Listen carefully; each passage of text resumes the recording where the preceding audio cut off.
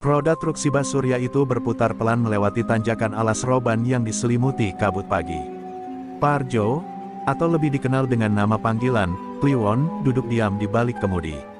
Matanya tajam menatap jalan, tapi pikirannya melayang jauh ke masa lalu. Usia 35 tahun, tubuh kekar berbalut kaus lusuh, dan sorot mata yang menyimpan trauma panjang.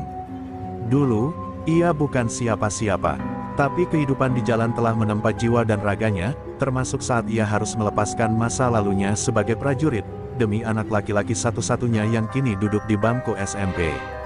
Di dalam dashboard tua yang mulai retak karena usia, tersimpan pistol FN berlapis kain hitam.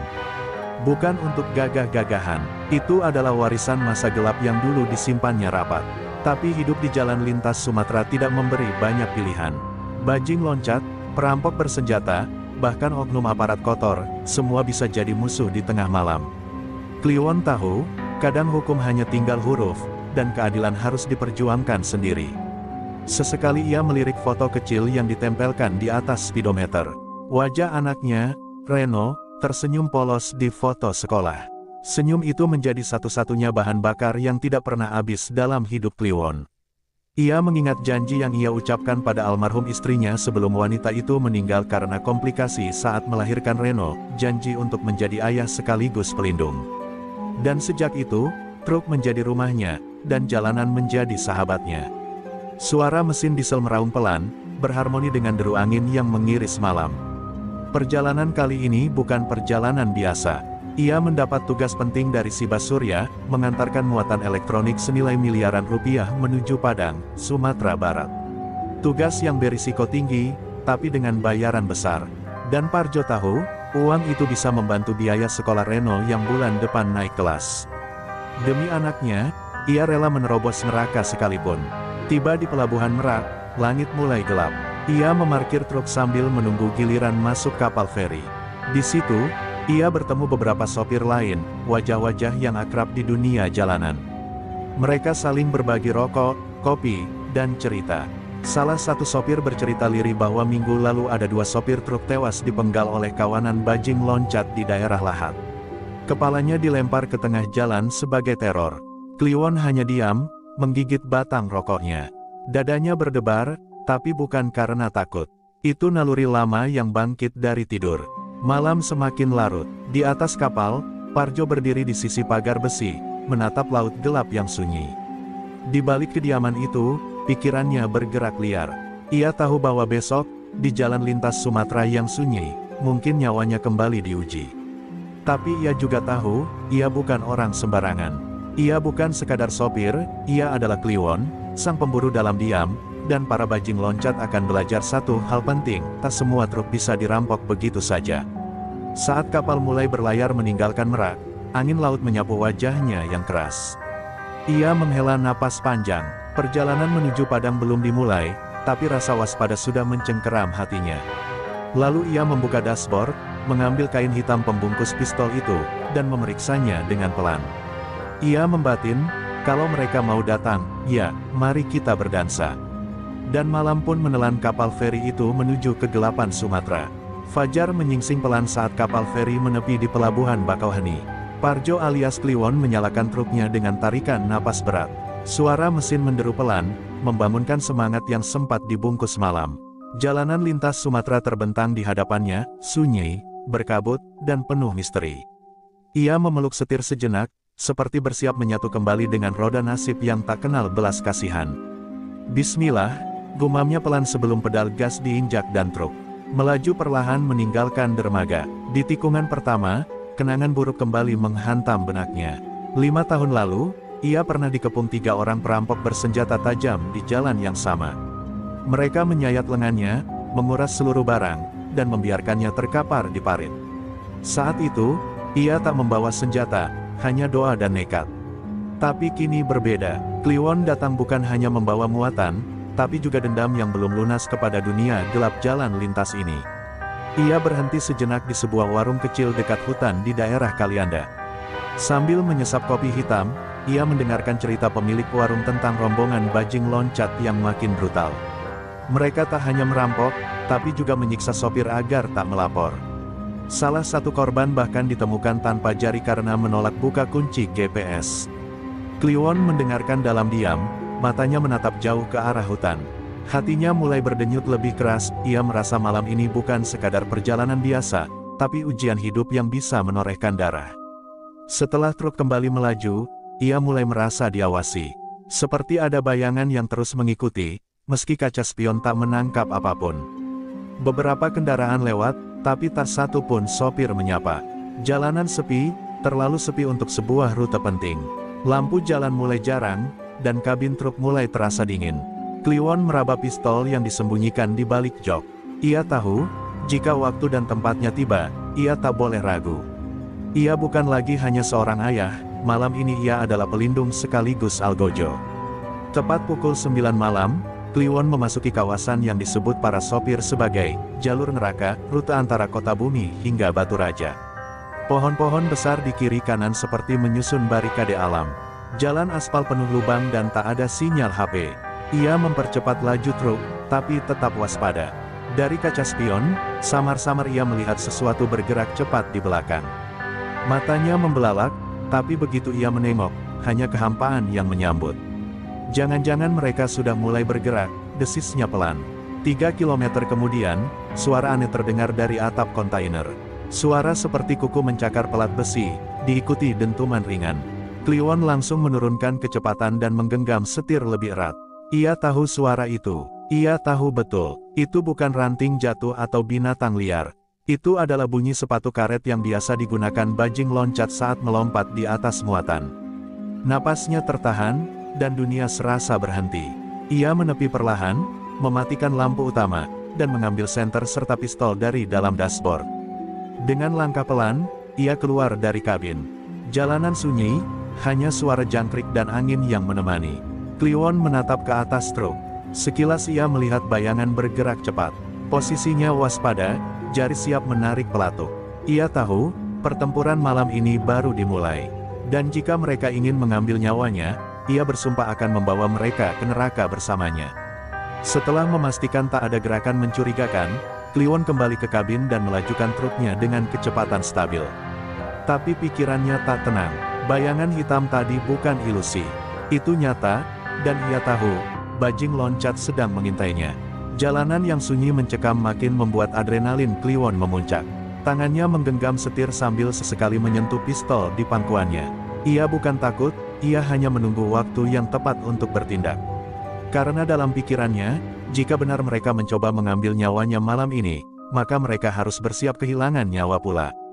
Tiba di SPBU kecil sebelum memasuki daerah Batu Raja, Kliwon memutuskan untuk berhenti. Ia mengisi solar sambil mengamati sekeliling. Beberapa sopir truk juga terlihat sedang istirahat. Kliwon berjalan ke warung kecil di pojokan area pom bensin. Ia memesan kopi hitam dan duduk di kursi panjang. Berbaur dengan sopir-sopir lain yang tampak kelelahan. Percakapan pelan menyelimuti suasana. Tapi ketika topik bergeser ke bajing loncat, semua suara merendah, seperti bisikan takut akan sesuatu yang mendengar. Semalam, sopir truk tangki dibacok di daerah Lematang, ujar seorang sopir tua dengan wajah suram. Cuma karena dia nolak berhenti. Anak-anak muda itu nggak mikir panjang.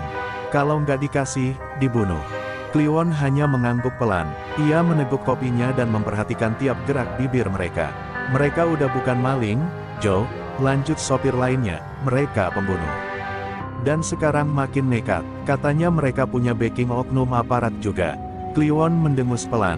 Ia tahu, dalam dunia gelap, bukan hanya penjahat yang harus diwaspadai, tapi juga pihak-pihak yang pura-pura menjaga keamanan. Jalan lintas Sumatera adalah arena perang diam-diam, dan para sopir truk adalah prajurit yang tak pernah dianggap.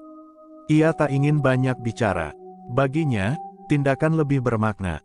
Ia hanya menyimpan informasi itu di kepalanya, menyusun strategi dalam sunyi. Sopir muda bertato di sebelah Kliwon menatapnya, lalu bertanya, "Mas, bawa apa sampai segitu waspadanya?" Kliwon tersenyum tipis. "Bawa hidup," jawabnya singkat. Jawaban itu membuat semua diam. Mereka tahu, jawaban itu bukan candaan. Dalam dunia mereka, membawa muatan berarti membawa risiko. Dan setiap kilometer adalah pertaruhan antara pulang atau jadi berita. Setelah kopi habis, Kliwon pamit. Ia sempat menepuk pundak sopir tua tadi dan berpesan, kalau mereka datang, jangan ragu. Karena ragu cuma bikin kita mati duluan. Sopir tua itu mengangguk berat, seperti mengerti bahwa lelaki bernama Kliwon ini bukan sopir biasa. Ada aura perlawanan di balik sorot matanya, ada amarah yang disimpan rapi oleh waktu. Kembali ke kabin, Kliwon menghidupkan mesin truk dan menyalakan musik pelan dari radio tua. Suara campur sari mengalun lirih, membungkus malam yang kembali sepi. Ia melirik spion sekali lagi, kali ini tak ada bayangan. Tapi ia tahu, mereka belum pergi. Mereka hanya menunggu saat yang tepat. Dan saat itu bisa tiba kapan saja. Kliwon menatap jalan lurus ke depan, lalu membisikkan doa lirih, "Gusti, kalau memang malam ini waktuku diuji, beri aku kekuatan untuk menjemputnya dengan kepala tegak." Dan truk pun kembali melaju ke dalam gelapnya Sumatera yang tak tertebak. Truk si Basurya itu melaju kembali menembus kepekatan malam di antara belantara jalan lintas Sumatera. Lampu sorotnya menyapu jalanan berlubang dan rerumputan liar yang menggerak perlahan tertiup angin. Di balik kaca depan, wajah Kliwon membeku. Tak ada lagi musik, tak ada lagi obrolan, yang ada hanya dentuman mesin dan ketukan jantungnya yang mulai tak beraturan. Semakin ia mendekati kawasan hutan Lematang, semakin kuat pula firasat buruk merayapi tubuhnya. Seolah ada sesuatu yang menunggu, atau mengikuti. Tiba-tiba kaca spion samping bergetar. Kliwon melirik sekilas dan matanya menangkap bayangan gelap meloncat dari semak ke bagian belakang truk. Cepat, terlatih, keringat dingin langsung mengucur dari pelipisnya. Ia menoleh sejenak ke belakang, kosong. Tapi suara dentingan kecil dari atap muatan mengonfirmasi segalanya. Bajing loncat itu sudah naik. Dan jika ada satu, biasanya ada tiga lainnya yang sudah menyiapkan penyergapan dari depan atau sisi jalan. Kliwon menahan napas. Ia tahu mereka akan menunggu truk melambat di tanjakan atau lubang. Tapi ia lebih dulu menghentikan laju truk perlahan dan menepi di sisi jalan yang gelap. Pohon-pohon besar membentuk bayangan hitam yang menyeramkan, seolah menjadi saksi bisu peristiwa berdarah yang akan segera terjadi. Kliwon mematikan mesin, lalu ia buka dashboard, meraih pistol FN miliknya, mengecek peluru dengan gerakan tenang namun cepat. 6 peluru, 6 kesempatan. Ia keluar, perlahan dari kabin. Angin malam menusuk tajam, membawa aroma tanah basah dan dedaunan busuk. Senter kecil di tangannya menyapu bagian atas kontainer, kosong. Tapi suara langkah di atap jelas terdengar, seperti pelan tapi sengaja ditunjukkan. Kliwon memutar ke belakang truk dengan langkah pelan. Matanya tajam, jari telunjuknya bersandar di pelatuk. Tiba-tiba, suara ranting patah terdengar dari arah kiri truk. Ia menoleh cepat dan melihat satu sosok hitam meloncat dari semak-semak dengan golok terangkat. Refleks Kliwon bergerak lebih cepat. Dor, satu peluru meledak. Sosok itu terpental ke tanah dengan dada robek. Teriakan singkat memecah kesunyian, lalu hening. Dari atas truk, dua bajing loncat lainnya langsung melompat turun. Satu ke kanan, satu lagi ke kiri, mencoba mengepung. Mereka berpikir Parjo adalah sopir biasa yang akan panik dan lari. Tapi mereka salah. Kliwon bukan target, ia adalah jebakan itu sendiri. Ia berguling ke belakang truk, menembak satu kali ke arah bayangan yang berlari dari kanan. Dor, tumbang, tapi yang satunya sudah mendekat, ayunan linggis hampir menghantam kepala Kliwon. Ia mundur cepat, pistolnya terlepas, dan keduanya bergumul di tanah.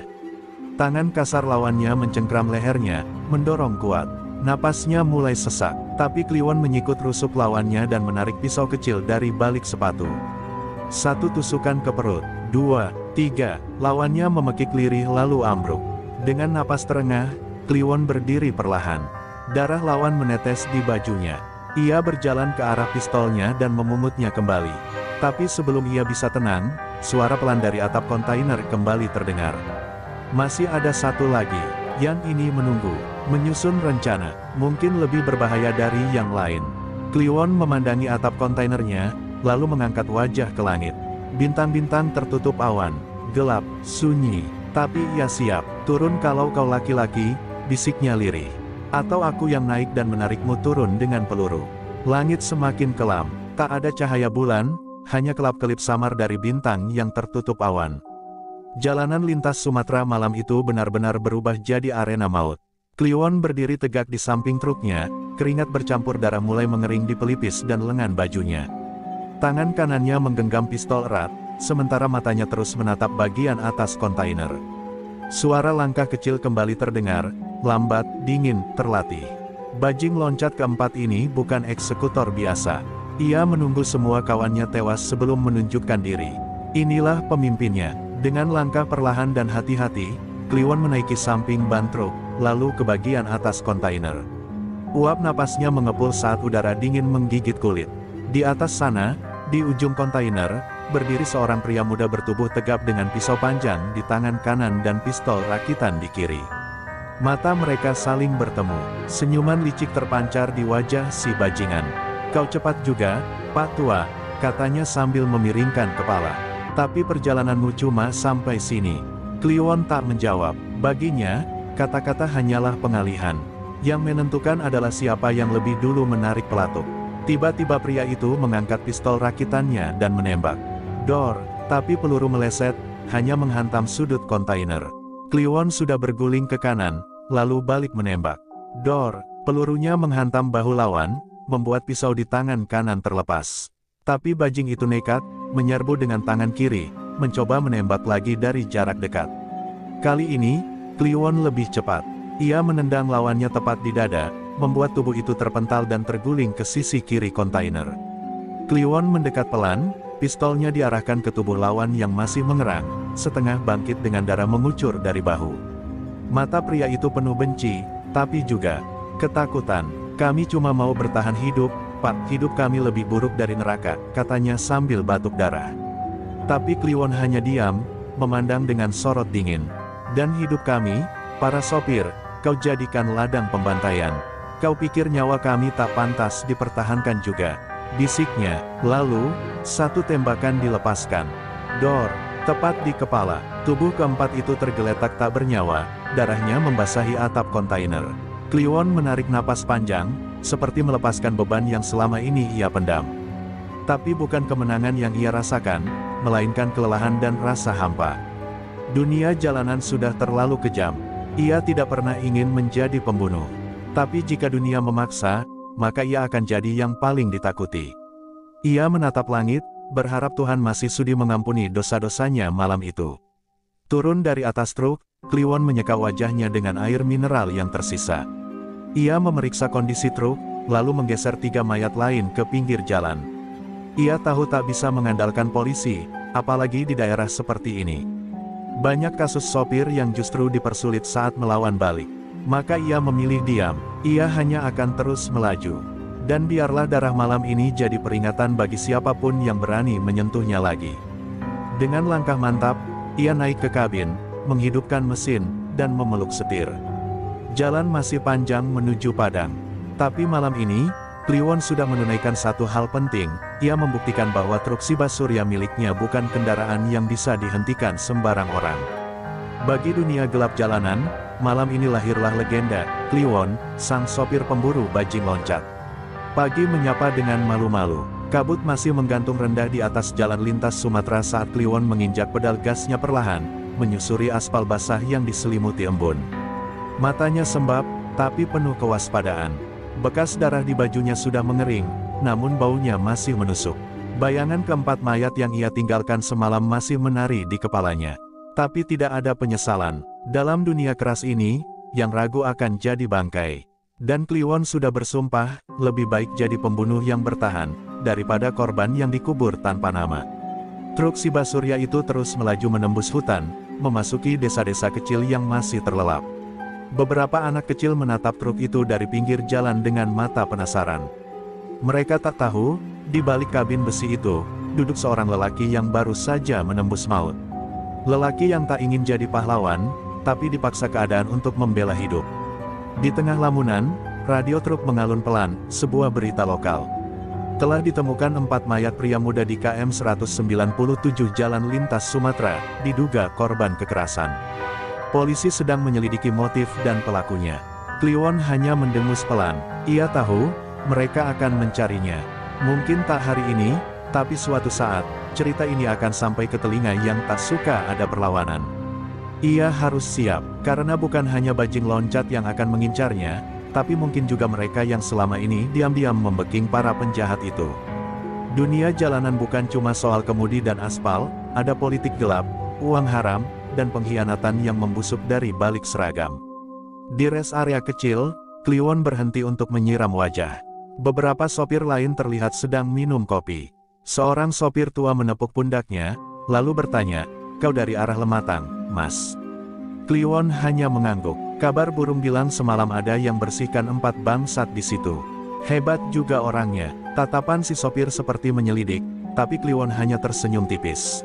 Mungkin orang yang muaknya udah kelewatan, jawabnya datar. Di dalam hatinya, Kliwon tak butuh pujian. Ia hanya ingin truknya sampai tujuan, kambing-kambing kurban yang ia bawa tiba dengan selamat, dan ia bisa pulang ke istrinya di Tuban yang menunggu. Dengan setia, tapi jalan ini belum selesai. Ia tahu masih ada banyak ancaman menunggu, karena sekali kau melawan, dunia gelap akan menandai wajahmu. Dan dalam dunia itu, tak ada yang benar-benar bebas. Sebelum kembali naik ke truk, Kliwon membuka dompet kecil di dashboard. Di dalamnya ada foto kecil istri dan anak sematawayangnya yang berumur 5 tahun. Ia menatap foto itu lama, lalu menciuminya perlahan. "Bapak pulang ya, Le, tunggu bapak," ucapnya dengan suara serak. Dalam dirinya, ada perang yang tak bisa dilihat siapapun. Luka yang lebih dalam dari goresan golok atau desing peluru, luka karena harus terus bertahan dengan darah di tangan. Ia menyalakan mesin truk. Suara mesin menggelegar, menandakan kendaraan siap melanjutkan tugas. Jalan masih panjang, musuh belum tentu habis. Tapi satu hal yang pasti, selama roda itu terus berputar, Kliwon akan terus melaju. Dan siapapun yang mencoba menghentikannya, akan berhadapan dengan amarah seorang sopir yang telah kehilangan rasa takut. Truk si Basurya itu kembali mengoyak jalan lintas yang mulai padat. Matahari sudah tinggi, namun perasaan Kliwon justru makin gelap. Sepanjang perjalanan, ia merasa ada yang mengikuti. Tak terlihat, tapi terasa. Seperti ada mata yang mengintai dari balik kaca spion.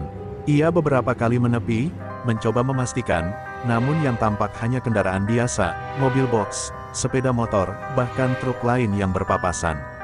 Tapi insting seorang sopir senior tak bisa dibohongi. Ada sesuatu yang tak beres. Dan firasat Kliwon jarang meleset. Di sebuah pos pemeriksaan di dekat perbatasan Jambi, sebuah mobil Avanza hitam dengan plat sipil terlihat memblokir jalan.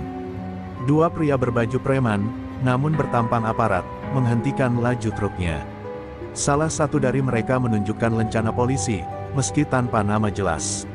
"Maaf, Pak, ini pemeriksaan rutin. Bisa buka pintu belakang truknya?" ucap pria itu dengan nada sok ramah. Kliwon menatapnya tajam. Mereka tidak melihat muatan kambingnya, yang mereka incar kemungkinan besar adalah dirinya. Kliwon pura-pura patuh, turun dari kabin dan menghampiri belakang truk. Tapi sebelum membuka gembok, ia bertanya, "Dari polsek mana, Pak?" Biasanya pos pemeriksaan resmi ada pelang dan bendera. Wajah si polisi berubah seketika. Yang satu lagi merogoh sabuknya perlahan, hendak mengeluarkan sesuatu. Kliwon tahu permainan ini. Ia bukan sopir kemarin sore. Tanpa basa-basi, ia menyentak kunci pas besar dari saku truknya dan memukul keras ke lengan si pria bersenjata. Senjata api rakitan itu terlepas, dan Kliwon langsung menendangnya ke semak. Bentrok seketika pecah. Kedua pria itu menyerang seperti serigala lapar, tapi Kliwon bergerak lebih cepat. Ia memutar kunci pasnya seperti ahli silat. Satu hantaman ke kepala lawan pertama membuat pria itu limbung dan jatuh menghantam sisi truk. Yang kedua menarik pisau, tapi Kliwon menahan tangannya dan membenturkannya ke kaca spion hingga pecah. Kaca berserakan, dan darah mulai mengucur dari kening. Dalam hitungan detik, keduanya tersungkur, mengerang di tanah. Tak menyangka akan dilawan seganas itu oleh seorang sopir. Kliwon mengambil napas berat, menatap dua tubuh yang tergeletak. Kalau kalian benar polisi, kalian tahu prosedur. Kalau kalian bukan, kalian beruntung masih hidup. Ia tak perlu membunuh kali ini. Tapi dia tahu, ini bukan percobaan terakhir. Keempat bajing loncat yang ia bunuh semalam ternyata bukan penjahat sembarangan. Mereka bagian dari jaringan besar yang dilindungi oleh oknum berseragam.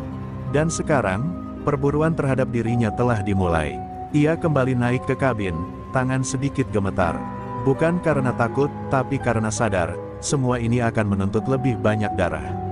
Ia mencoba menenangkan diri dengan menyalakan radio, tapi tak satu pun lagu mampu meredam kegelisahannya. Jalanan di depannya bukan lagi sekadar rute pengiriman, ini sudah berubah menjadi medan perang tanpa pangkat, tanpa medali, dan tanpa aturan. Sebelum truknya kembali melaju, Kliwon sempat melihat ke cermin dalam. Ada setetes darah di pipinya, yang menetes dari luka kecil di pelipis. Ia lap perlahan dengan tangan, lalu berkata lirih pada dirinya sendiri, kalau dunia ini sudah rusak, maka biar aku jadi karat yang melawannya. Mesin truk meraung, dan roda kembali bergulir, membawa Kliwon ke babak baru yang lebih berbahaya dari sebelumnya. Jalanan mulai menurun, berliku tajam di antara tebing curam dan jurang gelap yang dalamnya tak terukur. Inilah kawasan yang dikenal sopir-sopir lama sebagai tikungan mati, tempat banyak nyawa terlempar keluar aspal karena remblong, mengantuk, atau dijebak. Kliwon menurunkan kecepatan truk, matanya menatap waspada setiap inci jalan. Hatinya berdebar, bukan karena takut, tapi karena ia melihat sesuatu yang tak lazim.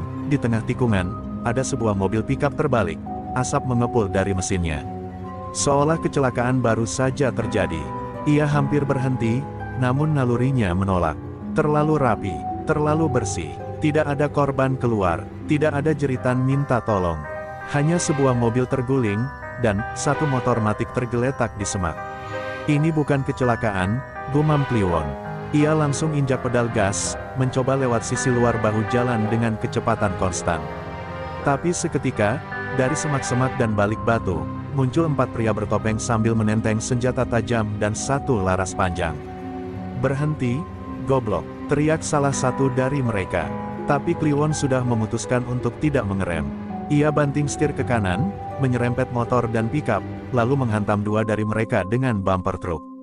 Tubuh mereka terpental ke parit, dan 2 sisanya terkejut bukan main. Salah satunya menembakkan senapan, pelurunya menembus kaca depan truk dan hampir mengenai leher Kliwon. Kaca pecah berhamburan, melukai wajah dan bahunya. Tapi ia tetap pegang kemudi, darah menetes dari dahi, tangan bergetar. Truk oleng sejenak, tapi Kliwon menarik setir dengan tenaga penuh, lalu rem tangan ditarik mendadak, ban mengerik panjang, suara seperti raungan neraka membelah udara. Truk berhenti mendadak 30 meter dari tempat penyergapan, dan Kliwon langsung keluar dengan pistol di tangan kanan. Kedua pria tersisa panik, mencoba kabur ke semak. Tapi Kliwon membidik dengan tenang. Dor, satu tumbang di tempat. Dor, satu lagi meraung, tertembak di betis. Ia menyeret dirinya ke tebing, mencoba melarikan diri, namun suara dentuman terakhir mengakhiri pelariannya. Hening, hanya suara mesin truk dan desahan angin pegunungan yang tersisa. Kliwon berdiri di tengah jalan, napasnya berat, tubuhnya gemetar bukan karena lelah, tapi karena adrenalin yang meluap. Tikungan mati malam itu menjadi saksi bahwa ia bukan sopir biasa. Ia bukan korban, ia bukan pelintas pasrah yang bisa dijadikan sasaran. Ia adalah badai yang menamparkan keras para pengecut bersenjata. Dengan wajah berlumur darah dan kaca, Kliwon kembali ke kabin.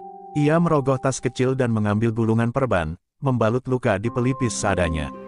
Tangannya masih gemetar saat memutar kunci starter kembali. Truk menyala, dan pelan-pelan roda raksasa itu kembali menggulung aspal yang basah darah.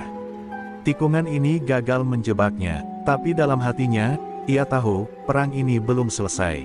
Malam kian larut, dan bayang-bayang bahaya masih belum menjauh. Tapi Kliwon sudah tak peduli. Jika harus ditempuh dengan darah, maka akan ia tempuh. Karena setiap kilometer yang ia lewati bukan hanya tentang pekerjaan, tapi tentang membuktikan bahwa seorang sopir tak boleh lagi diinjak dan dianggap remeh oleh siapapun, bahkan oleh kematian sekalipun. Kliwon berhenti di sebuah warung kecil yang sepi di tepi jalan lintas, sekitar 40 km dari tikungan mati. Tubuhnya remuk, luka di pelipisnya masih mengucur meski sudah dibalut perban. Warung itu remang-remang, hanya diterangi lampu Petromax tua yang menggantung dari langit-langit. Seorang ibu parubaya menyambutnya tanpa banyak tanya. Ia memesan kopi hitam dan sebungkus nasi, mencoba menenangkan diri setelah pertempuran berdarah yang baru saja ia lalui. Namun belum sempat kopi habis setengah, datang 2 mobil double cabin berhenti di depan warung. 4 pria berseragam dan 2 berpakaian preman turun cepat, membawa walkie-talkie dan senjata. Naluri Kliwon langsung terpicu. Ia tahu kedatangan itu bukan kebetulan. Salah satu pria berseragam itu berjalan ke warung, lalu menatapnya tajam. "Kliwon, sopir truk dari Tuban. Kita dapat laporan bahwa kamu terlibat penembakan di KM 223. Kami ingin kamu ikut ke kantor." Suaranya tenang tapi menggertak. Kliwon berdiri perlahan, matanya menelusuri setiap wajah mereka, dan ia sadar, salah satu dari preman berpakaian preman itu adalah pria yang ia temui di pos pemeriksaan palsu sebelumnya. Ini bukan penangkapan, ini penyergapan yang dibungkus hukum. Dengan suara datar, Kliwon menjawab, kalau kalian benar polisi, mana surat tugasnya? Mana identitas? Kalau aku bersalah, bawa aku lewat prosedur.